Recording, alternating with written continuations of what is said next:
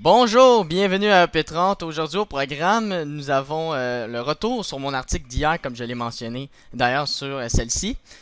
Euh, Par la suite, on va parler de Matt Duchesne, également aussi là, la présence de Joe Sakic, pardon, ainsi que deux de ses instructeurs à la rencontre opposant le Canadien de Montréal aux Bruins de Boston. Nous allons également parler de plusieurs autres sujets qui entourent la Ligue nationale. Pour en parler aujourd'hui, je suis avec Hugo Reich. Donc, salut Hugo. Salut Andrew, ça va bien? Ça va super bien, toi? Ça va très bien. Donc, comme je l'ai dit, on va commencer avec un bref retour sur mon article d'hier sur le Lightning de Tampa Bay. Parce que bon, on sait que le Lightning de Tampa Bay, avec les blessures de Steven Stamkos, de Ben Bishop, le Lightning aimerait ça retourner vers la gloire et du coup, bon, c'est défaite après défaite, on a de la difficulté à gagner, on a beaucoup de bons joueurs dans cette équipe-là, un jeune noyau, si on peut se le permettre. Écoutez, des gars comme Effectivement. André Palat, des gars comme Kucherov, c'est des gars qui ont de l'expérience dans la Ligue nationale, mais le Lightning doit peut-être changer quelques pièces maîtresses. Et je vais vous donner des joueurs que j'ai mis sur une liste dans mon article. J'ai mis André Palat, Ben Bishop, Valtteri Filppula, Braden Coburn et Vladislav Namestnikov. J'ai mentionné dans l'article d'ailleurs que j'allais m'expliquer sur ces raisons-là.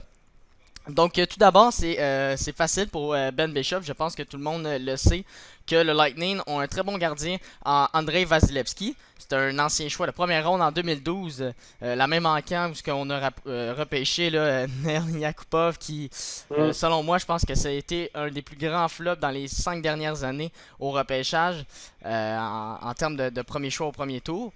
Et du côté de Vasilevski, c'est pas un gardien dominant encore dans la Ligue nationale. C'est un jeune prodige, c'est un gardien qui va devenir très bon dans les années rapprochés.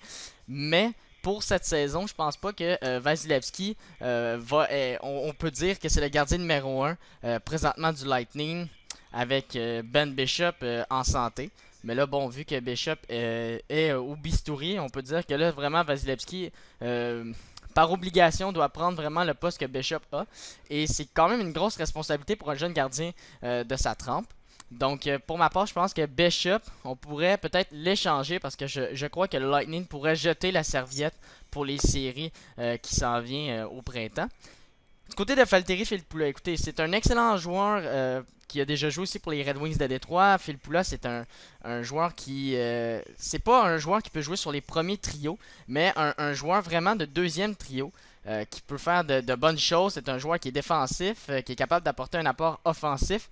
Il est âgé de 32 ans, c'est un vétéran. Écoute, Filppula peut apporter de très bonnes choses à une organisation qui est à la recherche d'un joueur de deuxième trio ou vice-versa, là, un centre Oui, vraiment. effectivement. Euh, Effectivement, Philpoula, on peut dire que au niveau de l'expérience, même cette campagne cette saison n'est pas si pire pour lui. On parle de 32 points en 54 parties, cumulatif de plus 3.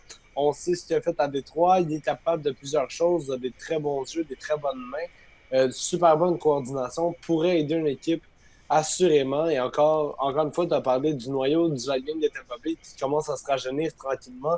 Le fait d'acquérir peut-être un joueur un peu plus jeune que Phil Poula pourrait aider la cause du Lightning qui sont un peu en phase de reconstruction et en phase de questionnement avec Ben Bishop et oui. avec les André Palat et tout ça, même les défenseurs qui commencent à être vieux. On parle de Jason Garrison, Braden Coburn.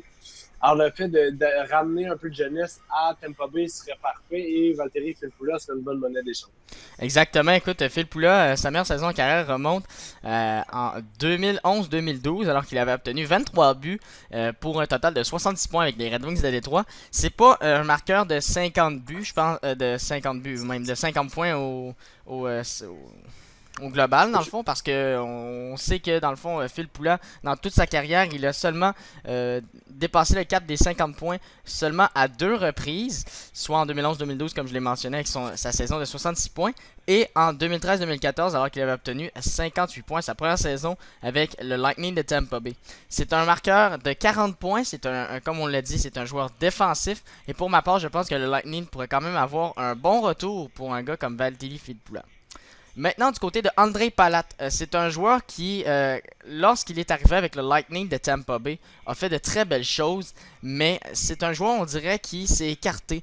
Un joueur qui vraiment s'est caché dans l'ombre depuis, moi je dirais, depuis quelques campagnes, là, je dirais peut-être même depuis la saison Effectivement. dernière. Écoutez, c'est un joueur qui, on se souvient, la première année où il est arrivé avec Kucherov et vice-versa, il était flamboyant, c'était un joueur menaçant, c'était vraiment un joueur que, lors des plans de match, c'était un des noms qu'on surveillait. Maintenant, bon, là, cette saison, 27 points en 49 parties, c'est pas un joueur qui est offensif comme on le sait tous, mais on s'attend toujours à plus d'André Palat parce que c'est un gars qui a du talent. Ouais, Et effectivement. pour ma part, Effectivement, je excuse. pense que. Ah, il n'y a pas de problème. Pour ma part, je pense que Palat pourrait bénéficier d'un changement d'air, ce qui pourrait être vraiment payant pour sa carrière. On sait que c'est un jeune joueur, il a 25 ans, il n'a pas fini sa phase encore de maturité. Pardon. Je pense que vraiment Palat pourrait encore là, avoir un bon retour pour le joueur du Lightning de 25 ans.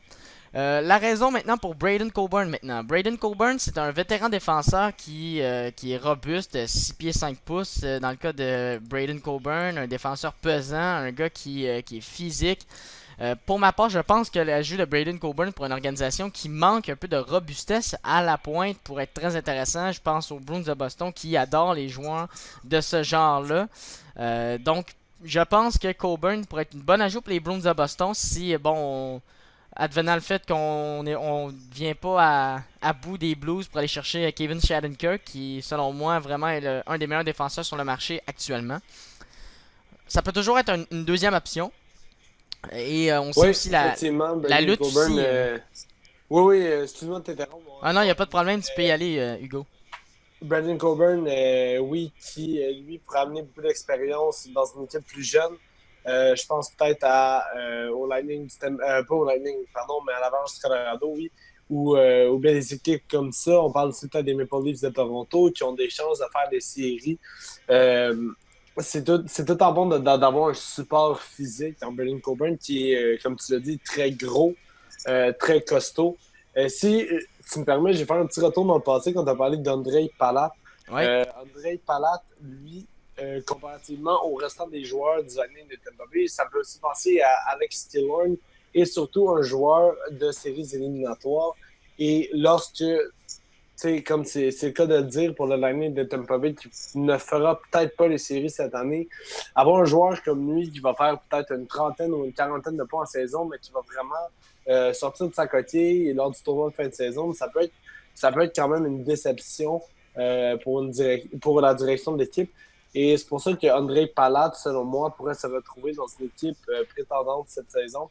Comme, mettons, je sais pas, les Penguins de Pittsburgh, je dis ça comme ça. Ou bien des équipes comme les Sénateurs d'Ottawa ou les Maple Leafs de Toronto qui oui. ont besoin d'un support à l'attaque en vue des séries éliminatoires parce qu'en toi et moi pourront peut-être les faire cette saison, ont une grande chance de les faire cette saison. Oui, exactement. Je suis tout à fait d'accord avec toi. Écoute, Palat pourrait être vraiment un atout intéressant pour des équipes comme les Sénateurs, comme tu l'as mentionné, les Maple Leafs de Toronto, et j'en passe. Écoutez, c'est des équipes qui, selon moi, c'est des surprises cette saison. Je pense que les Maple Leafs de Toronto, à pareille date, je pense même, et j'affirme haut et fort que personne pensait que les Maple Leafs de Toronto seraient dans les deux équipes repêchées pour les séries éliminatoires, là, qui prendraient part là, à Oui, l'heure actuelle aux séries effectivement. éliminatoires. Écoutez, 61 points pour les Maple Leafs, sont quand même à 9 points du tricolore et ils ont 4 matchs en main. Alors, du côté des Maple Leafs, vraiment, on est vraiment dans une bonne position, malgré que le classement est quand même une chaude lutte. On pense aux Flyers de Philadelphie qui sont à bris d'égalité avec les Leafs et aussi les Flyers ont 2 matchs de plus de disputés que la formation de Mike Babcock. On pense aussi aux Islanders qui ont fait quand même un beau retour avec le nouvel entraîneur Doug Weight par intérim avec 60 points. Mais je pense pas que les Islanders vont faire les séries malgré l'effet Doug Weg. Mais pour venir aux Maple Leafs de Toronto en résumé, je pense que Palat serait un bon atout pour les Maple Leafs ou les Sénateurs. On sait que bon, Pierre Dorion des Sénateurs d'Ottawa pourrait vraiment être très intéressant à mettre la main sur un gars comme Palat. On sait que Palat, dans les premières années, il a été très bon offensivement, mais c'est un joueur qui s'est un petit peu écarté dans la zone offensive, qui s'est un petit peu plus concentré sur son jeu défensif. Et on sait que les Sénateurs, ça pourrait aider Mike Condon et Andrew Hammond et Craig Anderson également. Effectivement, et avec l'ajout d'Éric Brassard, de joueurs comme ça, qui eux aussi ont un certain flair défensif naturel, l'ajout de Pollard serait certainement un atout pour la troupe de Guy Boucher. Oui, tout à fait. Et mon dernier joueur sur cette liste, c'était Vladislav Namestnikov, qui, selon moi, ça va peut-être pas être le joueur qui va avoir la plus grande valeur dans cette liste, et ça, c'est sûr et certain. Mais le Lightning peut quand même avoir un bon retour, certainement mieux, je pense, qu'ils ont eu pour Nikita Nesterov. Peut-être un choix de 5e, 4e ronde, là, ou à la limite 3e ronde, ça m'étonnerait. Mais pour Namestnikov, je pense qu'ils peuvent avoir un meilleur retour qu'ils ont eu quand le Canadien fait l'acquisition de Nikita Nesterov. Oui, effectivement. Et Namestnikov, juste pour ajouter sur ton point, quand même un joueur qui, je tiens à mentionner, a joué avec Steven Stamkos, hélas, sur le premier trio du Lightning, est capable de bien bouger la rondelle et est quand même assez gros. Cette saison n'a seulement que 20 points en 52 parties, mais est capable de bien plus. Et encore une fois, je tiens à rajouter que ce joueur est très jeune, encore en apprentissage et est capable de belles choses, mais surtout utilisé en infériorité numérique avec Brian Boyle. Namestnikov est capable de belles choses. Oui, tout à fait. Donc voilà, c'était tout pour le Lightning de Tampa Bay et le retour sur mon article. Donc maintenant, nous allons nous tourner vers le match des Canadiens contre les Bruins de Boston, alors que les Canadiens se sont inclinés 4-0 face aux Bruins de Boston. Il y avait Joe Sakic et deux représentants de l'Avalanche sur la galerie de presse qui a attiré beaucoup l'attention des journalistes et également des amateurs des deux clubs. Peut-être que bon, les représentants de l'Avalanche ainsi que le directeur général étaient peut-être là pour regarder les joueurs du Canadien ou les joueurs des Bruins. On peut Au final, on ne peut pas savoir vraiment la raison exacte qui expliquait la présence de ces derniers, dans le fond, du côté du TD Garden de Boston. Mais il y a beaucoup eu de spéculations dans les dernières heures qui sont passées. Et je voulais qu'on parle un petit peu des rumeurs qui pourraient peut-être avoir de l'allure, avoir du sens. Surtout avec Matt Duchene qui, lui, fait vraiment la pluie et le beau temps, dans le sens que, bon, on parle Oui, beaucoup de son effectivement. nom dans les rumeurs de transactions. Je voulais que tu me parles un petit peu des propositions que tu penses que Matt Duchene pourrait aller avec quelle équipe. Si c'est ça peut être un Si Canadien c'est le aussi. cas. OK. Alors, Matt Duchene, comme tu sais, a relativement une saison, je dirais pas en deçà des attentes, mais oui, un peu. On parle de 32 points en 48 parties pour l'attaquant de l'Avalanche. N'a pas caché son opinion de jouer avec les Canadiens de Montréal. Si ça serait pour être à Montréal, Benjamin devrait en donner gros, puisque Duchesne est un des meilleurs attaquants de son équipe. On parle peut-être de Thomas Pétamet, qui lui aussi fait partie de beaucoup de rumeurs. Je le vois dans plusieurs articles de blog, style absolument fan, de Sporting.com, où on mentionne le nom de l'attaquant tchèque qui pourrait partir. Sinon, on parle des Penguins de Pittsburgh. Alors, les Penguins de Pittsburgh, en faisant l'acquisition de Matt Duchene, pourraient encore plus augmenter ses capacités offensives. Déjà que l'équipe est assez puissante au niveau offensif. On pourrait donner des joueurs comme Brian Dumoulin et des choix de première ronde qui pourraient vraiment aider l'Avalanche à se remettre sur pied. On sait, Dumoulin a joué de très bonnes séries éliminatoires la saison dernière, a joué principalement sur la première ligne défensive avec Christopher Le Temps. Et écoute, on peut dire que Mike Sullivan n'a pas fait d'erreur puisque les Penguins ont remporté la Coupe Stanley la saison dernière. Alors, Dumoulin est encore jeune et rempli d'expérience, saurait aider une équipe de la LNH en misère très grandement. Et on le sait, au niveau du Colorado, la défensive est très jeune et est en manque d'expérience. Alors, l'ajout En du effet. Mourin pourrait être très important. Sinon, si on parle un peu plus des Bruins de Boston, alors comme tu sais, les Bruins de Boston, il y a plusieurs joueurs qui connaissent des saisons en deçà des attentes. On parle de Patrice Bergeron, on parle de David Krejci. Toutefois, la part de Brad Marchand et David Pasternak est très bon. On parle d'une brigade défensive aussi qui commence à vieillir tranquillement. Adam McQuaid, Zdeno Chara, ça commence à prendre de l'âge. Avec Duchesne dans l'alignement, c'est sûr qu'il pourrait avoir un élan de jeunesse, un élan de vivacité. On pourrait donner des joueurs style Ryan Spooner ou des défenseurs relativement jeunes qui pourraient faire l'affaire comme Kevin Miller. Mais c'est sûr qu'au niveau des Bruins, avoir Duchesne dans leur alignement, rajouterait un peu de vie à une équipe qui commence tranquillement à retrouver la motivation suite au changement de personnel. Mais sinon, si tu veux mon opinion personnelle, je dirais que le meilleur domicile présentement, si Marc Bergevin est capable, pour Duchesne, ce serait les Canadiens de Montréal. Oui, tout à fait, je suis tout à fait d'accord avec toi. Mais pour revenir avec les Bruins de Boston, les pourparlers que tu mentionnes là, avec Duchesne et peut-être le voir à Boston, euh, pour ma part, je pense que les Bruins, ça serait un meilleur fit, un meilleur atout s'ils iraient chercher un joueur comme Gabriel Landeskog de l'Avalanche du Colorado. Je pense que Landeskog serait un meilleur ajout pour les Bruins dans les temps qui courent. Je pense que les Bruins ont trop de bons joueurs au poste de centre. Et du côté de l'aile gauche, on sait que je te fais le rappel aussi, la semaine passée, on a parlé de Matt Beleskey sur le deuxième trio. On a un petit peu parlé de cette situation-là, mais je vais revenir sur le même argument que Landeskog, pour ma part, je pense qu'il ferait vraiment un mieux fit avec, avec les Bruins de Boston, pardon. Parce que bon, les Bruins vraiment à l'aile gauche, c'est pas très fort cette saison et Landeskog pourrait vraiment être un bon atout. C'est un joueur physique, c'est un gars qui frappe, c'est un gars qui, selon moi, a du leadership, un jeune joueur talentueux.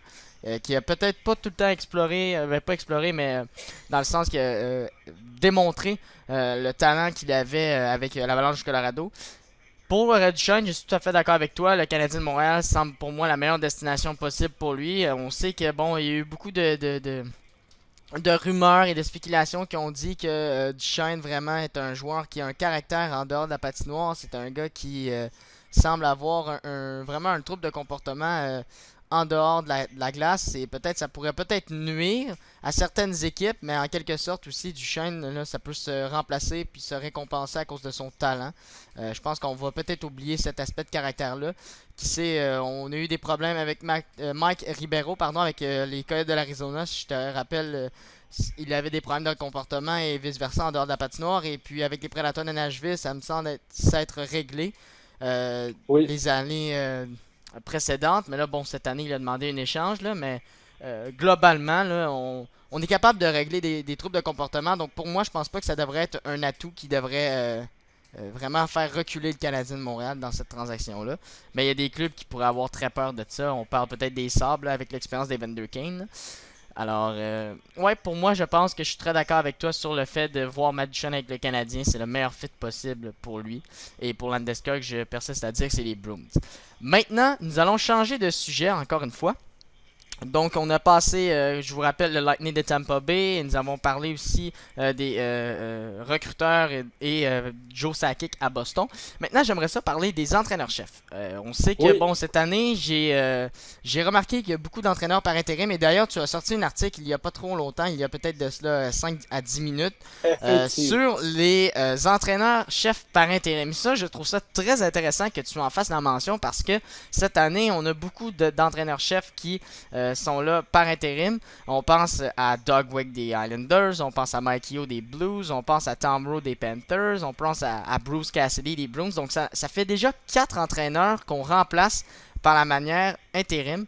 Et j'aimerais ça que tu me parles de chacun de ces 4 entraîneurs-là et vraiment de cette nouvelle mode un peu qui, cette saison, c'est quand Ouais. même assez spécial. C'est le cas de le dire. Effectivement, il y a eu beaucoup de mouvements cette saison au niveau des entraîneurs-chefs. Euh, j'ai voulu me tourner vers un succès que c'est pas tous les entraîneurs par intérim connaissent. Je sais pas si tu te souviens, lorsque le Canadien était dans le trou, je pense que c'était la saison 2012-2013 quand Randy Oui, Pennyworth a pris la barre de l'équipe et ce n'était pas nécessairement un succès. D'ailleurs, 2011-2012, pardonne-moi, ça c'est l'année où par la suite le Canadien a repêché Alex Galchenyuk au troisième rang du repêchage. Alors, je me suis concentré envers les équipes, dans le fond, qui ont repêché pas qui ont repêché, mais qui ont congédié un entraîneur de renom, mais qui ont quand même relativement beaucoup de succès. Alors, je parle des Bruins qui ont congédié Claude Julien, des Blues qui ont congédié Kenneth Scott, des Islanders qui ont congédié Jack Capuano et les Panthers qui ont congédié Gérard Galland. Si on se concentre plus maintenant sur la relève Mike Yeo à Saint-Louis, depuis que Scott est parti, les Blues de Saint-Louis sont une des meilleures équipes de la LNH dans leurs 10 derniers matchs, avec une fiche de 6 victoires et 4 défaites. Jake Allen, on voit dans ses matchs qu'il a pris beaucoup plus de maturité. Oui. Avec le changement d'entraîneur, il y a eu une promotion pour Martin Brodeur. En fait, qui lui est passé de directeur adjoint des associations hockey des Blues à entraîneur des gardiens de but. On peut voir que son arrivée instantanée a eu de l'impact immédiatement. Et d'ailleurs, Jake Allen est la deuxième étoile de la semaine dans la LNH. Alors, on peut vraiment voir que il y a des changements qui portent fruit pour l'instant. Il y a beaucoup plus de motivation de la part des joueurs des Blues. Et c'est ça qu'on cherche, puisque c'est quand même une équipe qui s'est rendue en troisième ronde des séries éliminatoires la saison dernière. Ça serait génial pour eux s'ils pouvaient encore participer au tournoi de fin de saison.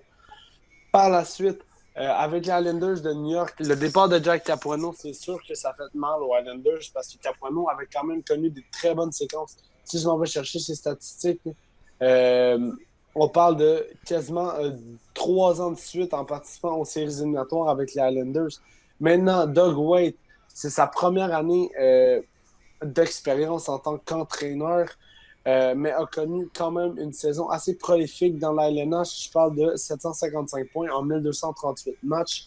A de l'expérience, sait comment bien jouer au hockey et pourra apporter une certaine touche. On sait que Doug Weight, au niveau de son jeu, est très axé sur l'attaque en tant que joueur. Et c'est ça qu'il essaie d'amener chez les Islanders. D'ailleurs, les Islanders qui, depuis le congédiement de leur entraîneur, connaissent la meilleure fiche dans leurs 10 derniers matchs, avec 6 victoires, 2 défaites et 2 défaites en temps supplémentaire.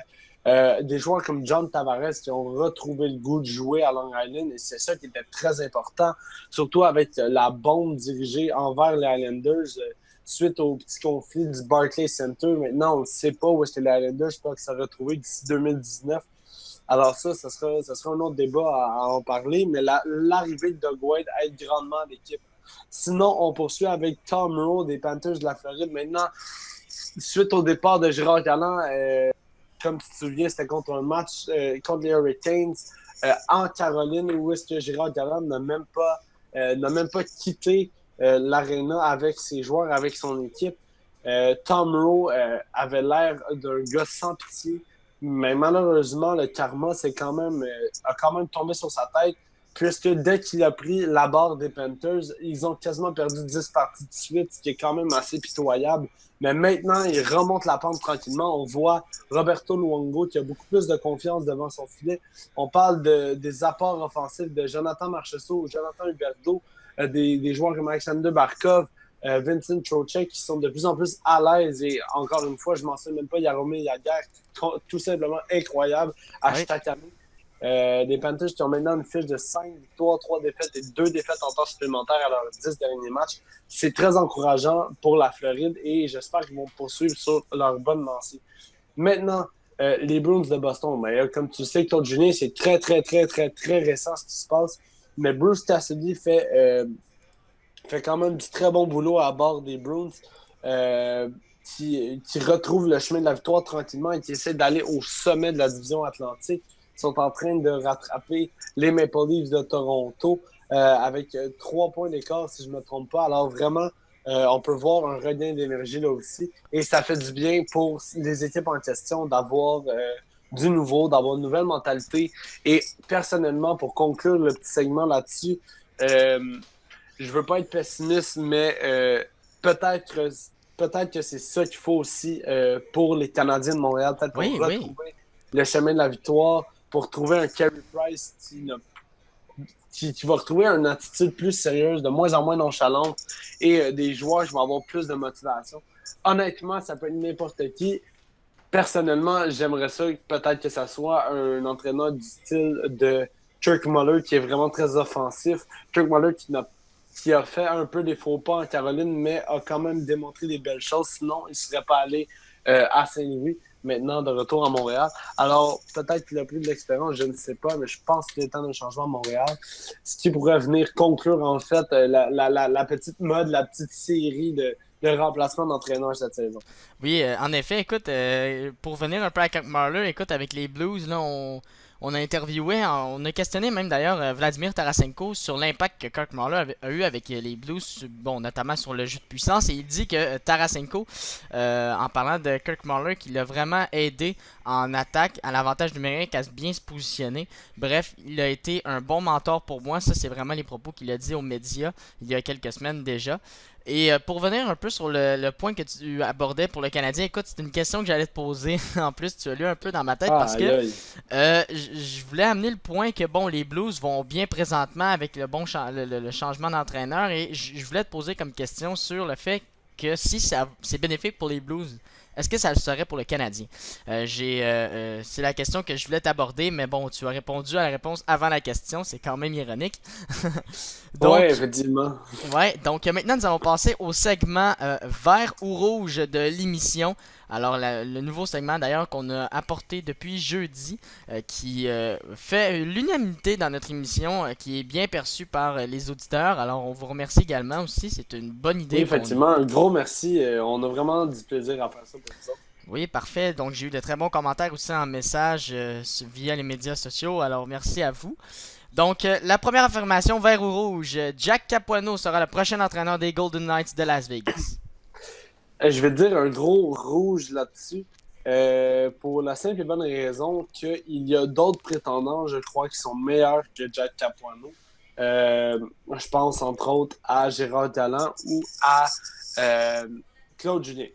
Maintenant, Jack Capuano a connu des bons moments, a été l'entraîneur des Sabres de Buffalo alors qu'il connaissait de très bonnes années au début des années 2000, a de l'expérience, si c'est quoi la rivalité. Or, n'a jamais remporté de Coupe Stanley, comparativement à Gérard Galland, qui lui non plus n'a pas remporté de Coupe Stanley, mais a remporté la Coupe Memorial avec les Sea Dogs. C'est quoi se rendre jusqu'au bout. Et Claude Julien, naturellement, qui a remporté la Coupe Stanley avec les Bruins en 2011. Cela étant dit, je donne mon rouge puisque George McPhee a plusieurs choix qui s'offrent devant lui, oui. Et le fait d'avoir plusieurs choix, ben, ça fait en sorte que Jack Capuano ne serait pas nécessairement le choix numéro un pour moi. Oui, de mon côté, j'ai mis rouge également. Écoute, on a beaucoup d'entraîneurs de talentueux, beaucoup plus talentueux également aussi, avec beaucoup plus d'expérience que Jack Capuano. On sait que Capuano a eu quand même de l'expérience avec les Islanders, faut pas le reprocher et le nier. Mais je pense à Claude Julien tout de suite. Je pense que Julien est un meilleur candidat pour les Golden Knights. C'est un joueur, pardon, un entraîneur qui, pour moi, je pense vraiment avec son sens de approcher les joueurs, de transmettre un message dans un vestiaire. C'est un gars qui vient beaucoup plus me convaincre que Jack Capuano. Malgré que là, je reproche rien à Capuano, je l'adore. J'ai adoré ce qu'il a fait avec les Islanders de New York. Ça a été un excellent coach pour les Islanders. Mais je pense que les meilleurs candidats sur le marché présentement des entraîneurs. Là, je pense aussi à Bob Hartley, à des joueurs. On dirait l'habitude de dire joueurs, bref. Entraîneurs. Donc pour moi, je pense que Capuano, les Golden Knights, peut être une possibilité. Je pense que c'est la possibilité qu'il doit saisir, mais je ne pense pas qu'il va devenir entraîneur. Mais il a été contacté par les Golden Knights, mais au final, je ne crois pas que ça va être lui l'entraîneur-chef pour la saison prochaine. Donc maintenant pour la deuxième affirmation, Michel Therrien sera encore l'entraîneur-chef du Canadien d'ici la fin de la saison. Alors, c'est vraiment drôle que tu en parles, puisque j'ai eu cette conversation avec certaines personnes aujourd'hui. Selon moi, c'est un gros rouge, encore une fois. Comme je l'ai mentionné juste auparavant, les Canadiens de Montréal, ben, il est temps d'un changement. Michel Therrien n'a plus l'autorité qu'il avait en 2012-2013 alors qu'il est arrivé. Les Canadiens ne vont pas connaître une saison de 50 victoires comme ils ont connu en 2014-2015. Et c'est pour ça qu'il est temps d'un changement à Montréal. Maintenant, en étant en bonne relation avec Marc Bergevin, c'est sûr qu'il y a encore de cordes. Il y a encore de la corde qui reste à Michel Therrien avant de se faire mettre à la porte. Toutefois, si les Canadiens continuent à perdre, ça va être difficile de garder un entraîneur qui est plus capable de retrouver ses ressources. On ne sait jamais. Le hockey est rempli de surprises. Oui, mais en effet. d'un point de vue personnel, mon Andrew, je dirais que Michel Therrien ne finit pas la saison à Montréal. En effet, écoute, je suis pour vraiment dire mon argument, je suis vraiment indécis sur ce choix, mais j'ai mis vert. Écoute, je vais t'expliquer Oh, pourquoi. Parce que bon, le Canadien, on sait là actuellement, n'a pas une très bonne fiche là, 6 défaites à ses 7 derniers matchs. C'est une équipe qui est méconnaissable, un Carey Price qui, selon moi, vraiment est beaucoup plus différent. Son jeu est vraiment différent, vraiment un nouveau Carey Price, puis je pense que c'est lui qui déplaît aux amateurs, aux journalistes et vice-versa. Je pense qu'on ne reconnaît plus le même Carey Price, mais je pense que le congé de 5 jours que le Canadien va bénéficier là, dans les temps qui s'en viennent, je pense que ça va être très bénéfique pour le Canadien, puis je pense que ça va être bon pour le moral, que ce soit pour l'entraîneur-chef, pour le directeur général, pour toute l'organisation du Canadien de Montréal. Je pense qu'un petit congé ne va pas nuire au tricolore. Comme tu as dit, je suis sûr qu'il y a encore une petite corde d'amitié entre Bergevin et Terrien. Je pense que Bergevin a encore confiance en Terrien. C'est peut-être une mauvaise impasse. On sait que dans une saison, il y a souvent des mauvaises passes. Bon, là, le Canadien vit sa mauvaise passe. Ça fait quand même quelques mois et même quelques semaines, même plus, je dirais mieux, que le Canadien vraiment est méconnaissable. Mais je pense que si on compare la saison dernière, on a des leaders, on a des changements qui ont été faits au cours de l'été. On a alimenté Michel Terrien cette année, puis je pense que Terrien a toutes les ressources pour réussir. Et d'après moi, après le congé de 5 jours, va bénéficier de ça. Je suis convaincu que Terrien va en ressortir meilleur et je pense que le congé de 5 jours va être meilleur. Je veux te faire aussi un petit rappel. Tu t'en souviens-tu, les 2 dernières saisons, on faisait beaucoup de rumeurs sur Claude Julien, justement, qui allait être congédié par les Bruins, que il était temps, que je pense que ça aurait été bien un changement. ouais. Du côté de Terrien, je pense qu'il va être congédié, mais pas tout de suite. Je pense qu'il va peut-être soit la saison prochaine ou dans 2 ans, là, peut-être, là, mais je pense qu'il va terminer la saison à Montréal. Oui, c'est un point de vue. Encore une fois, comme tu dis, c'est un point de vue qui peut être partagé par plusieurs. C'est un gros débat cette saison parce qu'entre toi et moi, Michel Terrien a quand même beaucoup de très bonnes qualités pour être un entraîneur de la LNH. Sauf que je ne sais pas. Je ne sais pas où il est rendu. Je ne sais pas quel est son statut par rapport aux partisans, même par rapport à sa relation avec les joueurs. Oui, alors, c'est ça qui fait en sorte que le débat est ouvert. Ouais, Mais en effet. d'un point de vue personnel, je suis en désaccord. Parfait. Donc, ça alimente les débats et on va voir sur les médias sociaux dans les prochains temps qui courent là, ce que ça va donner. Donc, Ouais, maintenant, la effectivement. troisième affirmation. Brent Burns gagne le trophée Norris à la fin de la saison. Écoute, maintenant, on va voir ça d'un point de vue positif. Moi, je donne un vert absolu à Brent Burns. Complète. Brent Burns qui vient prouver à la planète hockey que c'est lui le meilleur défenseur de la LNH. On parle, on parle d'un gros gars qui est capable de manier la rondelle, de même jouer à la tête avec les Sharks de San Jose. On parle de 482 points en 854 matchs. A maintenant 59 points en 57 parties, 24 buts. Il est dans le top 10 des meilleurs buteurs de la LNH. C'est un défenseur. Il y a eu beaucoup de spéculations au niveau d'Eric Carlson qui, lui, a remporté plus d'un trophée Norris et ainsi Drew Doughty. Mais maintenant, c'est place à Brent Burns, place aux joueurs barbus. On parle d'un cumulatif de plus 17 et c'est incroyable ce qu'il est capable de faire. On a vraiment vu aussi ses capacités offensives lors de la Coupe du Monde au mois de septembre. Brent Burns est digne maintenant d'un trophée Norris. Il a atteint sa maturité maximale. A 31 ans, c'est là que certains joueurs, mais la majorité des joueurs, en fait, atteignent de l'apogée de leur carrière. En Et effet. c'est maintenant le temps à Brent Burns de montrer ce qu'il en est capable. Et avec le gros contrat qu'il a signé avec les Sharks de San Jose, qui va lui rapporter 10 millions par année, il est vraiment dans une situation de confort, de confiance.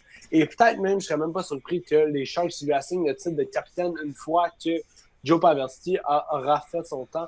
Et voyons, Joe Thornton et Patrick Marleau vont partir, à un moment donné, vont prendre leur retraite et seront plus dans l'alignement des Sharks. Oui, je suis tout à fait d'accord avec toi. Écoute, Burns, c'est un joueur qui vraiment, c'est tout un numéro dans le vestiaire. C'est un gars qui est apprécié par ses coéquipiers. C'est un joueur qui vraiment, en dehors de la patinoire, c'est vraiment un joueur exemplaire. Côté publicité ou vice-versa, en dehors de la patinoire, c'est vraiment un exemple à suivre. Je pense que moi aussi également, Burns va gagner le Norris. J'ai choisi la couleur verte pour cette affirmation. Écoute, Burns, tout à fait. Écoute, 59 points en 57 matchs cette année. C'est un joueur défensif, offensif. Vraiment, son apport offensif est très payant avec les Sharks actuellement. Pour moi, je pense que vraiment Carlson cette année vraiment a prouvé. Oui, c'est un bon défenseur, Carlson. C'est un des meilleurs défenseurs offensifs de la Ligue nationale. Mais cette année, je pense pas qu'il va battre un certain Brent Burns. Je pense aussi, bon, 31 ans, comme tu l'as mentionné, je suis tout à fait d'accord avec toi. On pense souvent que, bon, on a atteint la limite, l'apogée de sa carrière. C'est là où même on a tendance peut-être à commencer à avoir du côté de vieillesse, ralentissement à cet âge-là, pour certains, du moins. Et je pense que Burns n'a pas fini d'impressionner l'état-major des Sharks et également les amateurs des Sharks de San Jose et aussi les partisans à travers la Ligue nationale des autres équipes parce que, bon, faut pas être nécessairement fan des Sharks pour apprécier Brent Burns et admirer le talent et le travail qu'il fait sur la patinoire. Je pense que même moi d'ailleurs, je suis pas le plus grand fan des Sharks et j'admire ce que Burns fait sur la patinoire. C'est un joueur inspirant et vraiment un joueur spectaculaire à aller voir jouer. Pour, Effectivement. pour une autre affirmation, donc le Canadien va effectuer une grosse transaction d'ici la date limite des échanges. Moi, je donne vert à ça. Comme tu le sais, au fil des années, Marc Bergevin est reconnu pour faire des mouvements de personnel euh, assez prestigieux, comment je pourrais dire, pas dangereux, mais à prise de risque. Et Oui. on pense dans l'acquisition de Thomas Vanek en échange de quasiment rien. On pense à la signature d'Alexander Radulov qui est maintenant une des meilleures acquisitions que le Canadien pouvait faire cette saison. Alors, avec des noms comme Duchesne, avec des noms comme Landeskog et même Shattenkirk sur le marché, c'est sûr que Marc Bergevin va faire tout en son pouvoir pour que les Canadiens retrouvent la voie de la victoire, même si c'est se débarrasser d'un centre numéro 2, je pense à Thomas Plekanec, ou d'un potentiel défenseur numéro 2, je pense à Nathan Beaulieu. Et peut-être même se débarrasser de Mikhail Sergachev, qui était le meilleur défenseur de la QV de 2016. Alors, cela étant dit, on prend des chances, mais pour ce qui est des Canadiens de Montréal, leurs meilleures aspirations pour remporter la Coupe Stanley seraient dans les 3 prochaines années. Après cela, on va rentrer dans une phase de reconstruction. Il va y avoir des vieux joueurs qui ne vont plus être là. Je pense à Andrei Markov, Thomas Plekanec, c'est le reste des joueurs comme ça, David Desharnais, des joueurs peut-être qui ont la chance de partir. Parlant de Desharnais, je ne sais pas si tu as remarqué, mais ne joue pas nécessairement tous les matchs, puisqu'il a quand même une certaine valeur. Bergevin veut le garder en santé pour un potentiel échange en quelque part. Alors, tout ça étant dit, on voit que le DG du Canadien est actif maintenant et est prêt à tout pour que son équipe retrouve le chemin de la victoire. Oui, écoute, pour ma part, moi j'ai mis vert moi aussi. Écoute, comme tu l'as dit, je suis tout à fait d'accord avec toi. On a des gros noms sur le marché des échanges. Pourquoi ne pas profiter pour appeler les autres directeurs généraux?